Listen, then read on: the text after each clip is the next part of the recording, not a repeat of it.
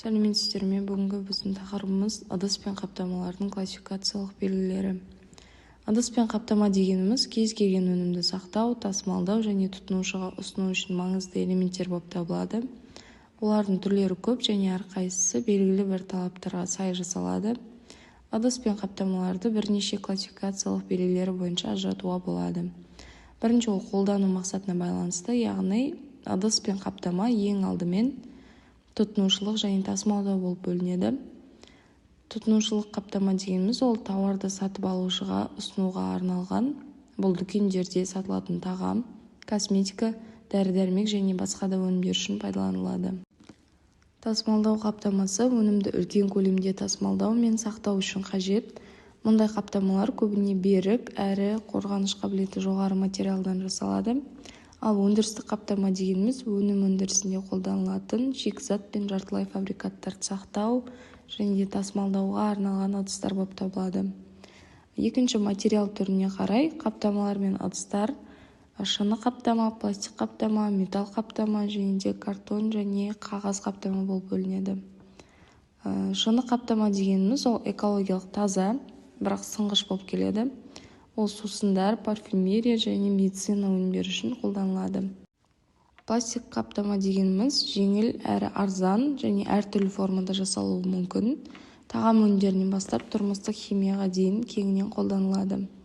Металл қаптама дегеніміз беріктігі жоғары, тағамдық консервілер, сусындар және бояу сияқты заттар үшін қолданылады.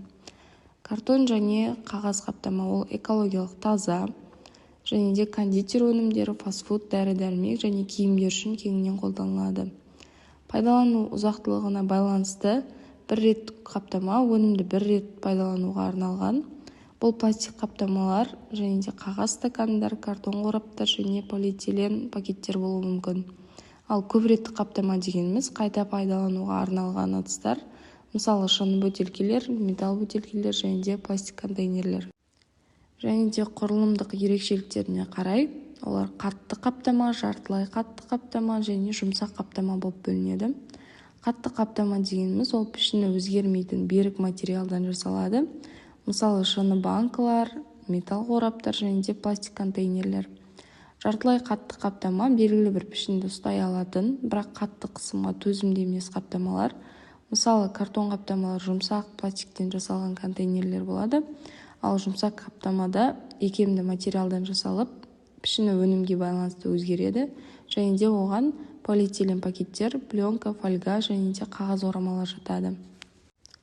Қорғау деңгейіне байланысты бактерияға қарсы қаптама өнімді микроорганизмдерден қорғауға арналған, көбінесе сүт өнімдері, ет және дәрілік заттар үшін қолданылады. Ал вакуумды қаптама дегеніміз ішіндегі ауаны сорып алу арқылы өнімнің сақталу мерзімін ұзартатын арнайы технология арқылы қолданылады.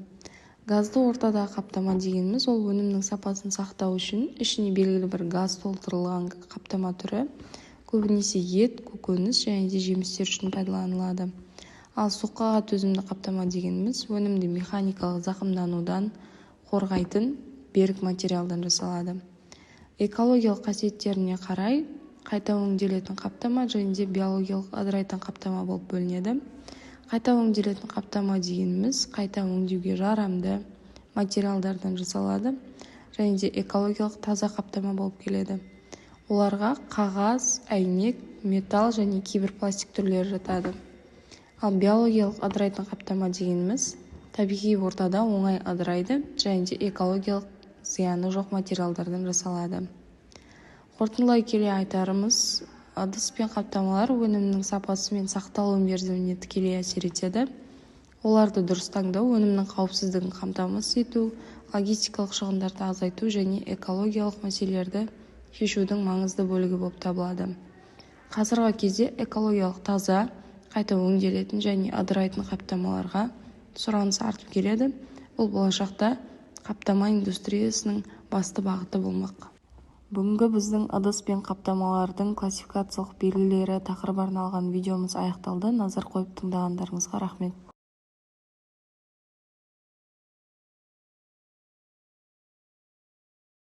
Бүгінгі біздің ыдыс пен қаптамалардың классификациялық белгілері тақырыбына арналған видеомыз аяқталды. Назар қойып тыңдағандарыңызға рахмет.